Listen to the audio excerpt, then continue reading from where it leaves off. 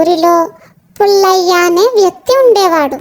అతడు ఒకరోజు పని మీద పక్క ఊరికి నడుచుకుంటూ బయలుదేరాడు.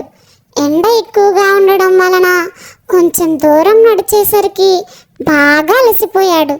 దూరంలో ఒక పెద్ద మర్రి చెట్టు కనిపించింది. దాని నీడలో విశ్రాంతి తీసుకుని తర్వాత బయలుదేరదామని అనుకున్నాడు. ఆ చెట్టు వైపు వెళుతుండగా అతని కాలికి ఒక పెద్ద గుమ్మడికాయ తగిలింది. దానిని పరీక్షగా చూస్తూ, ఇంత సన్నని తీగకు అంత పెద్ద కాయలు ఎలా కాస్తున్నాయి అని ఆశ్చర్యపోతూ మర్రి చెట్టు వైపు వెళ్ళాడు. అక్కడ పుల్లయ్య కాలుకు మర్రి పళ్ళు తగిలాయి. వాటిని కూడా పరీక్షగా చూస్తూ, ఇంత పెద్ద చెట్టుకు అంత చిన్న కాయలా, ఇది మరీ అన్యాయం అనుకుని, గుమ్మడి తీగకు పెద్ద పెద్ద కాయలతో భారం మోస్తుంటే ఇంత చెట్టుకి చిన్న చిన్న కాయలేనా?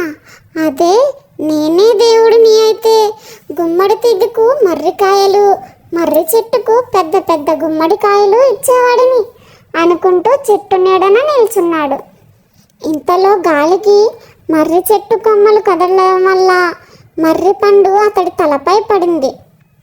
వెంటనే ఉలిక్కిపడి, దేవుడు చాలా తెలివైనవాడు కాబట్టే అలా సృష్టించాడు, లేకపోతే మర్రి చెట్టుకు గుమ్మడికాయ అయితే నా తల బద్దలే అయిపోయేది అనుకున్నాడు.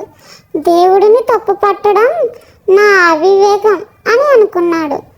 ఈ కథలోని నీతి, ప్రకృతిని, సృష్టిని ఎవరూ తప్పు పట్టరాదు. Subscribe, like.